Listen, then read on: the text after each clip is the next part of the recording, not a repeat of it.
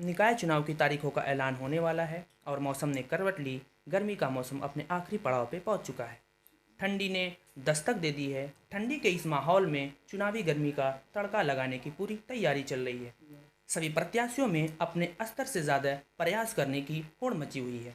समाज सेवा जैसे कार्य को सभी प्रत्याशी अपना मुख्य चुनावी एजेंडा बना रहे हैं और सभी प्रत्याशी अपने आप को सर्वप्रिय समाजसेवी के रूप में प्रस्तुत कर रहे हैं। इसी कड़ी में कि हमारे यूट्यूब चैनल यूनिटी वर्ल्ड के जो मेहमान हैं वो इस नगर पंचायत के नगर अध्यक्ष पद के साथ सबसे शिक्षित उम्मीदवार हैं और हम अपने यूट्यूब चैनल यूनिटी वर्ल्ड पे बुलाना चाहेंगे माननीय श्री रामानंद यादव जी को। सबसे पहले मास्टर साहब, हम आपका अपने यूट्यूब चैनल यूनिटी वर्ल्ड पे बहुत बहुत स्वागत करते हैं। हम भी आपका वंदन अभिनंदन और स्वागत करते हैं। यह कार्य समाज के लिए और इस नगर पंचायत के लिए ही नहीं, संपूर्ण प्रदेश और देश के लिए कल्याणकारी हो, यह मंगलमय हमारी कामना है। सबसे पहले मास्टर साहब, आप थोड़ा अपने बारे में बताएं। भाई, मेरा नाम रामानंद यादव है। मैं आपके इस नगर पंचायत में जन्म हुआ है। परासखाड़ मोहल्ले का निवासी हूँ और इस जनता के आशीर्वाद से, दुआ से MA BEd LLB किया और इन्हीं लोगों की दुआ से आज टाउन इंटर कॉलेज में हिंदी प्रवक्ता के पद पर कार्यरत हूँ और आपके बीच हूँ। जैसा कि आपने बताया कि आप टाउन इंटर कॉलेज में प्रवक्ता के पद पे विराजमान हैं और प्रवक्ता का जो कार्य है उसको निभा रहे हैं। तो सर, देखा जाए तो ये जो काम है ये भी एक समाज सेवा का कार्य है। जो मास्टर होता है बच्चों का भविष्य बनाता है। सर, फिर राजनीति में आने की सबसे बड़ी वजह क्या बनी? राजनीति में आने का सबसे बड़ी वजह यह कि एक शिक्षक है जो बच्चों को अपनी नर्सरी बना करके देश का कर्णधार बनाता है और वह शिक्षक यदि समाज में आएगा और आकर के समाज की सेवा के लिए जब अपना कदम बढ़ाएगा तो निश्चित रूप से उसकी सोच एक निर्धन परिवार से लेकर के एक अमीर परिवार तक और संपूर्ण व्यवस्था पर केंद्रित होगी और उसे वह डिगेगा नहीं। सर, तो फिर यहाँ पे सवाल ये उठता है कि आप एक तो प्रवक्ता का पद संभालेंगे और यदि अध्यक्ष पद के पद भी चुने जाते हैं, सर फिर एक साथ दो पद को संभालना किस तरीके से मुमकिन होगा? प्रवक्ता के पद से और चेयरमैनी के पद से कोई तालमेल नहीं है, क्योंकि प्रवक्ता हमारा वो ड्यूटी है, हम उस ड्यूटी का निर्वहन कर लेंगे और चेयरमैनी का भी हम निर्वहन बाखूबी कर लेंगे, उसमें किसी प्रकार की कोई दिक्कत नहीं। इसलिए कि चेयरमैनी के रहने से और प्रवक्ता बने रहने में कोई विपरीतता नहीं है। अच्छा, और सर थोड़ा सा हम आपसे ये जानना चाहेंगे कि ये आपका पहला चुनाव है या इससे पहले भी आपने कोई चुनाव लड़ा है? नहीं, नगर पंचायत में तो दूसरी बार चुनाव मैदान में है। इसके पहले हम चुनाव लड़े थे पिछले सत्र में समाजवादी पार्टी के सिंबल से और चुनाव में जनता से अपनी अपील किए, जनता को समझाने की कोशिश की। बहरहाल जनता का निर्णय सर्वमान्य है, उसकी अदालत है, उस निर्णय का हमने स्वागत किया। और सर, जहाँ तक हमने देखा है आप अपने चुनाव प्रचार के रूप में जो पोस्टर और होर्डिंग वगैरह लगाए हैं या फिर आपका कोई स्टेटमेंट आता है तो उसमें समाजवादी पार्टी की झलक दिखाई देती है जी। तो सर, समाजवादी पार्टी का आपसे क्या संबंध है, उसके बारे में थोड़ा समझाना चाहेंगे? समाजवादी पार्टी में जब मैं सदस्य बना तब से और अनवरत समाजवादी पार्टी में कार्यरत हूँ, कार्य कर रहा हूँ। वर्तमान में मैं इस समय समाजवादी शिक्षक सभा का जिला अध्यक्ष हूँ। अच्छा।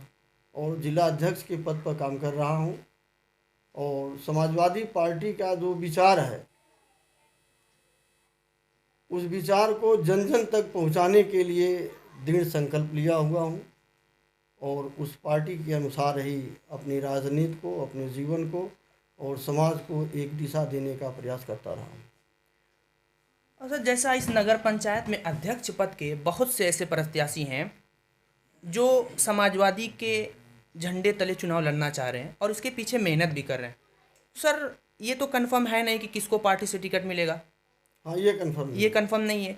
तो अगर ऐसा हो कि पार्टी की तरफ से आपको टिकट इस बार न मिले तो फिर आपकी प्रतिक्रिया क्या होगी? आप निर्दल चुनाव लड़ेंगे या फिर कोई और रास्ता? नहीं, अगर पार्टी अधिकृत नहीं करती है ठीक, तो चुनाव मैदान में हूँ, चुनाव लड़ूंगा।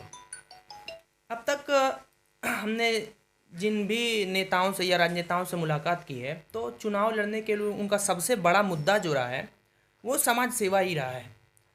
तो सर हमें थोड़ा ये बताएं कि समाज सेवा करने के लिए क्या राजनेता होना जरूरी है? समाज सेवा के लिए एक व्यवस्था की ज़रूरत होती है, और व्यवस्था जब तक आदमी स्वयं उस पद पर आसीन नहीं होगा, हम्म।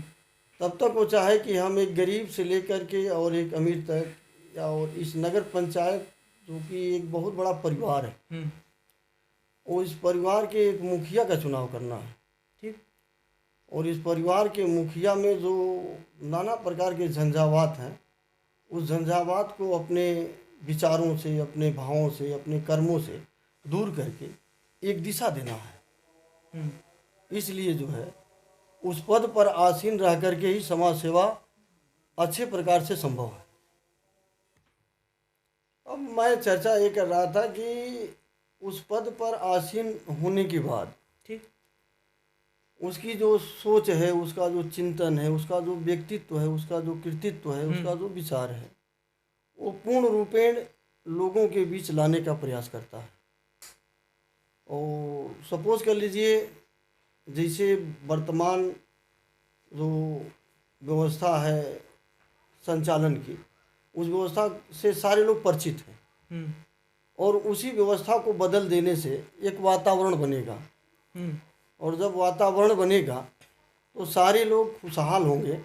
और मुझको सबसे बड़ी चिंता अपने मासूम बच्चे और बच्चियों की है।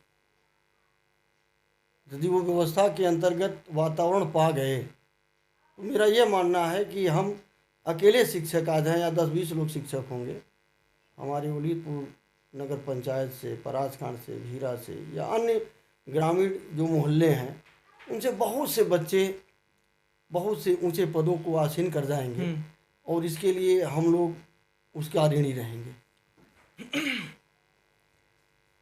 अक्सर ऐसा देखा जाता है कि अक्सर देखा कि ये तो होता ही है, वो नियम है कि जब किसी भी पद पे आदमी जब उस पद को पहुंचता है तो पद पे पहुंचने से पहले एक शपथ लेता है।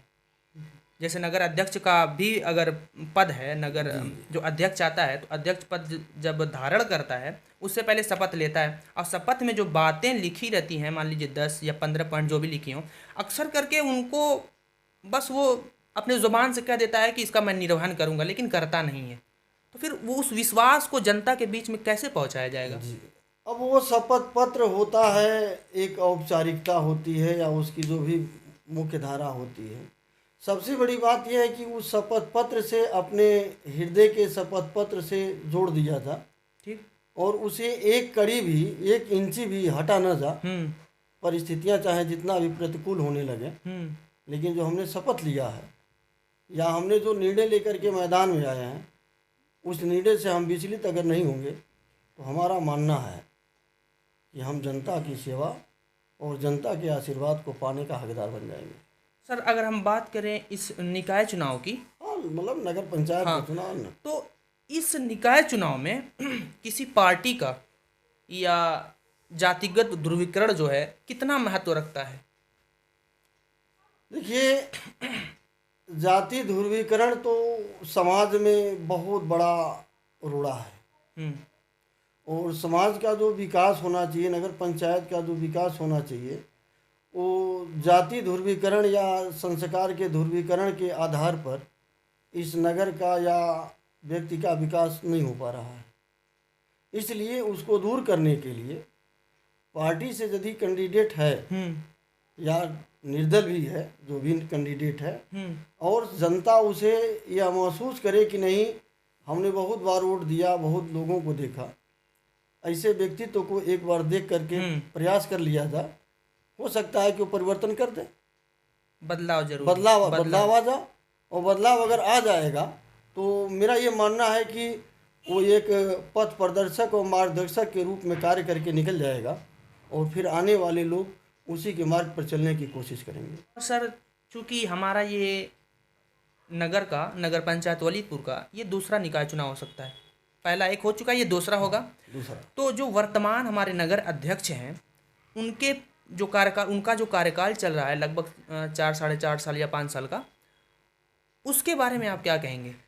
देखिए, जनता ने उनको अधिकार दिया, ठीक। अच्छी बात है, उनका स्वागत हुआ। और उनके कार्यों की समीक्षा हम्म। कैंडिडेट हम हैं, हमें करने का अधिकार नहीं। जनता उनके कार्यों की खुद समीक्षा, गुण और दोष का अवलोकन करेगी। और उन्होंने क्या किया है, नहीं किया है, सारी जनता जान रही है, हर वर्ग जान रहा है, हर रास्ते, हर मोहल्ले के लोग जान रहे हैं। सर, हमने ये सवाल आपसे इसलिए पूछा क्योंकि हमने अगर हम अनुभव की बात करें, राजनीतिक अनुभव की, तो मैंने अभी एक बात बोला कि जितनी हमारी उम्र नहीं है उससे ज़्यादा आपका राजनीतिक अनुभव है।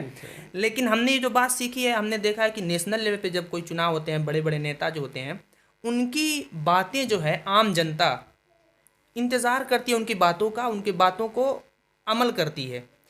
तो बड़े बड़े जो नेता हैं, विपक्ष के नेताओं पे उनके कार्यों को बताते हैं। उस इसलिए मैंने आपसे पूछा था कि जो वर्तमान अध्यक्ष हैं उनके कार्यकाल को आप कैसे देखते हैं? इसे बड़े लीडरों की या सदन में, चाहे वो विधान परिषद हो, चाहे विधानसभा हो, चाहे लोकसभा हो, चाहे राज्यसभा हो, हमारा मानना है कि जो भी हमारे माननीय लोग हैं या नगर पंचायत के अध्यक्ष हैं या सभासद हैं, जो भी लोग हैं, इन लोगों को अपनी बैठक में अपनी नीति का जो पारदर्शिता है, बड़ा ससम्मान बहस करके उसको फॉलो करने की ज़रूरत है। सर, लेकिन ऐसा होता नहीं है। होता नहीं। लेकिन हाँ, आप इतना विश्वास रखें, इस जनता के माध्यम से, लोगों के आशीर्वाद से मैं अपने विचारों को रख रहा हूँ कि आने वाला कल अगर जनता ये निर्णय ले ली कि नहीं, मास्टर साहब के बीच हम लोग हैं और उनकी बातें अच्छी लग रही हैं, तो आने वाले कल में यह उनको देखने को मिलेगा, उसमें संशय नहीं, कहीं किसी प्रकार का तनाव नहीं, किसी प्रकार का, सारे लोग जानेंगे क्या हो रहा, कैसे हो रहा। और सर, हमारा ये जो चैनल है, इसको शुरू करने का सबसे बड़ा मकसद शिक्षा व्यवस्था में सुधार करने का था। तो जहाँ तक हमें लगता है कि आप राजनीति से ज़्यादा अपना समय आपने शिक्षा को दिया है, तो हमारे नगर की जो शिक्षा व्यवस्था है उसके बारे में आप क्या कहेंगे, और कौन कौन से सुधारात्मक कार्य जो है नगर अध्यक्ष के अंडर में आते हैं, ये आ सकते हैं? जैसे नगर अध्यक्ष जो भी बने या जनता जिसको बनाए, नगर अध्यक्ष के जिम्मे सिर्फ बजट का वितरण, नाली और खड़ंजा ही नहीं है। ठीक। नगर अध्यक्ष के जिम्मे चिकित्सा है, बच्चों की पढ़ाई लिखाई है, अपने नगर में बच्चों के लिए लाइब्रेरी की व्यवस्था होनी चाहिए, हर वार्ड में लाइब्रेरी की व्यवस्था होनी चाहिए, ताकि वहाँ बच्चे बैठ करके, जो गरीब से गरीब लड़का हो, किताब खरीदने के लिए उसके पास पैसा ना हो, वो लाइब्रेरी में जाओ, लाइब्रेरी से किताब निकाले, पढ़ करके और ज्ञान को अर्जित कर ले, फिर लाइब्रेरी में किताब रख ले। और बच्चों की पढ़ाई लिखाई के लिए जो व्यवस्था नगर पंचायत स्तर से जिम्मेदार को करनी चाहिए, वो होनी चाहिए, ताकि बच्चों पर ये प्रभाव पड़े कि ये सिर्फ बजट के वितरण के लिए चेयरमैन नहीं है, बल्कि हमारे सामाजिक, आर्थिक, राजनीतिक और अन्य प्रकार के जो हमारे सांस्कृतिक कार्यक्रम हैं या संस्कार के कार्यक्रम हैं, इनमें इनका पूर्ण योगदान रहा है एक सौहार्दपूर्ण वातावरण के लिए। ये होना चाहिए। यदि आने वाले निकाय चुनाव में जनता आपको अध्यक्ष का पद प्रदान करती है जी, तो सबसे मतलब मुख्य मुद्दे या मुख्य समस्याएं ऐसी कौन कौन सी हैं जिस पे आप काम करना चाहेंगे तत्काल रूप से? देखिए, समस्याएं तो बहुत बड़ी बड़ी हैं। जहाँ तक मेरा ध्यान केंद्रित हुआ है, जो मैंने समस्याओं पर अध्ययन किया है, आए दिन व्यक्ति, चूँकि समाज है, वो चाहता है कि मैं किसी का 2 कड़ी 4 कड़ी या ऐसे अपने कब्जे में कर लूँ, या ये कार्य नहीं होने दूंगा, ये कार्य ऐसे हो रहा, वैसे हो रहा। तो सारी जिम्मेदारी नगर पंचायत अध्यक्ष की होती है, और वो उसका फॉलो करे, और फॉलो करके उस व्यवस्था को ऐसा कर दे कि आने वाले कल में कभी भी इस प्रकार का विवाद नगर पंचायत में आने ही न पाए। नहीं है, बस थोड़ा सा ये है कि आप जो है नगर की जो हमारी जनता है, अपने आप को मतलब आप कोई संदेश देना चाहेंगे या फिर कुछ गुजारिश करना चाहेंगे हमारे वीडियो के माध्यम से? जनता से हमारी ये अपील है कि जनता ही किसी भी दिशा और दशा और व्यवस्था को बदलने के लिए सक्षम है। ये उलितपुर भीरा नगर पंचायत के जो जनता है वो हमारा एक बहुत बड़ा परिवार है। उस परिवार का हम एक बालक हैं छोटा सा, और ये परिवार के लोग अपने मुखिया का चुनाव कर रहे हैं, तो इस बात पर ध्यान जरूर दें कि पीछे की जितनी भी बातें हुई, चाहे जिसके द्वारा हुई, वो हमारा भाई ही रहा, अच्छा किया खराब किया, उसके प्रति ध्यान न दे करके आज हम वर्तमान पर ध्यान अपना केंद्रित करें कि इसमें से जिस किसी को हम बनाए और हमारे बीच सौहार्दपूर्ण वातावरण ले आए, प्रेम से सभी लोग एक दूसरे से मिले, कहीं किसी प्रकार की ईर्ष्या घृणा द्वेष जलन आदि प्रकार की समस्याएं न रहें।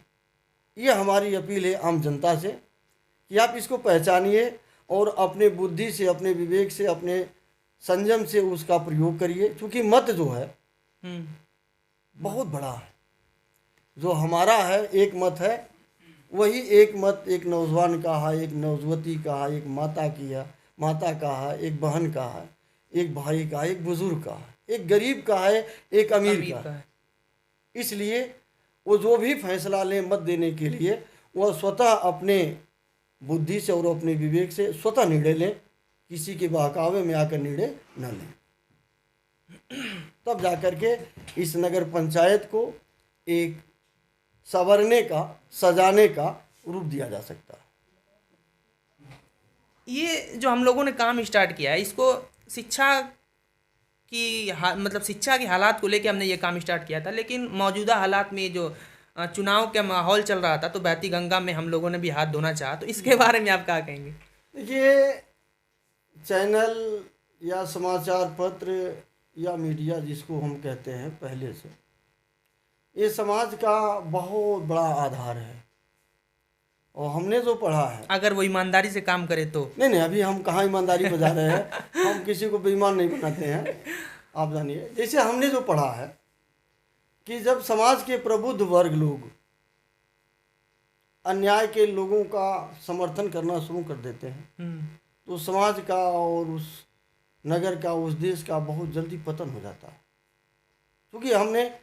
क्योंकि हिंदी के अध्यापक हैं, हमने हिंदी साहित्य को पढ़ा है। उसमें एक आदिकाल का नाम आता है।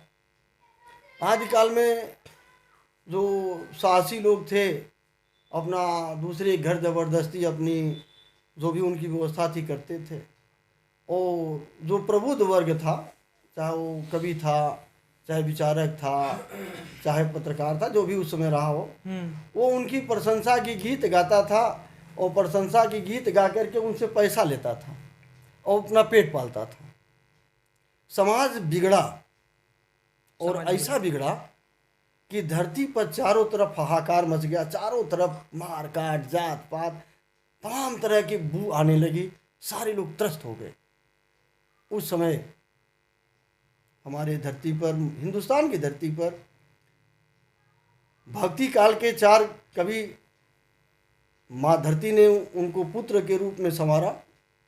तुलसीदास, गोस्वामी तुलसीदास, सूरदास और मलिक मोहम्मद जायसी और कबीरदास।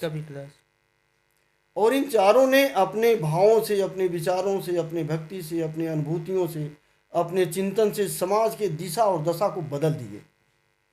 और इतना बदले कि समाज जो अराजकता की तरफ बढ़ा रहा था या एक दूसरे को काटने और मारने के लिए तरफ दौड़ रहा था, उसको उन्होंने बंद कर दिया और समाज बदला, वो परिस्थितियां बदली और सारे शासक नतमस्तक हो गए कि ये भी तो एक विचार है, आत्मसात कर ले इस विचार को, हो सकता है कि हमारा भी कल्याण हो जाए और धरती का भी कल्याण हो जाए।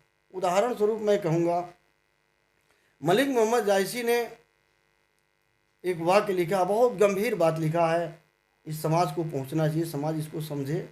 उन्होंने लिखा कि तन चितौर मन राजा किन्हा, ही सिंघल बुद्धि पद्मनी चिन्हा, नगर सुहा जई पंथ दिखावा, बिन गुरु जगत को निर्गुण पावा। उन्होंने लिखा कि यह हमारी शरीर ही एक किला है, ये चित्तौड़गढ़ है, मन इसका राजा है, और इस हृदय में बैठी हुई बुद्धि पद्मिनी जो है निवास कर रही है। और हम यदि इसको नहीं पहचान पाएंगे, और नगर का जो तोता है हमारी वाणी, हमारा मुख जो है इस शरीर रूपी नगर का तोता है, ये बोल रहा है। और इसने कहा कि देखो भाई, तुम्हें वह मार्ग चाहिए जहाँ से तुम्हें भी अच्छाई मिल जा और समाज को भी अच्छाई मिल जा। और नगर ने तोता ने जैसे ही बताया वैसे बुद्धि ने पहचान गई कि यही ज़रूरी है, हमें यही करना है। और उन्होंने तब लिखा कि ये जाति पात धर्म और संस्कार, यह हमारी एक संस्कारशाला है। हमें तो सबसे बड़ी संस्कारशाला हमारे शरीर की संस्कार। और इसके बाद तब उन्होंने समाज को दिया, और उसी पद्धति पर बहुत लंबे समय तक हिंदुस्तान नहीं, पूरे समाज के लोगों ने चिंतन किया। मन आज भी चिंतन जारी है। तो ये आपके कहने के अनुसार जो आप कहे कि नहीं इस तरह से व्यवस्था है, हमारा जो यूट्यूब चैनल सब्सक्राइब हम किए हैं, लागू किए हैं, तो ये आपके लिए, मेरे लिए ही नहीं, पूरे नगर के लिए सौभाग्य का विषय है। और आपसे मेरा ये निवेदन रहेगा कि इसमें किसी प्रकार की यह पक्षपातपूर्ण कोई भी सूचना इससे न प्रसारित की जा। और आप सिर्फ भीरा नहीं, ओलिदपुर नहीं, आप ऑल इंडिया और पूरे विश्व में छा जा, ये मेरी शुभकामना है। सर, आप जैसे लोगों का आशीर्वाद रहा तो ज़रूर हम इस लक्ष्य को प्राप्त करेंगे और कोशिश करेंगे आपकी बातों को ध्यान में रखेंगे और बातों के क्रम को यहीं पे विराम देंगे। और आपसे गुजारिश करेंगे कि हमारे देखने वाले जो दर्शक हैं उनसे आप गुजारिश करें कि अगर हमारा काम पसंद आ रहा है तो वीडियो को लाइक करें और शेयर करें। भाई, मैं आप सभी भाइयों से यह निवेदन करूंगा कि आप लोग मुझसे ज़्यादा जानकार हैं, प्रबुद्ध हैं, समझदार हैं। मैं टूटी फूटी भाषा में आपके सामने जो कुछ भी कहा, अगर आप लोगों को अच्छा लग गया हो तो उसको आगे बढ़ा दें, प्रचारित कर दें। और अगर उसमें कोई कमियां हो तो यथा आप जो निर्णय लें उसका मैं स्वागत करूंगा। बहुत बहुत धन्यवाद।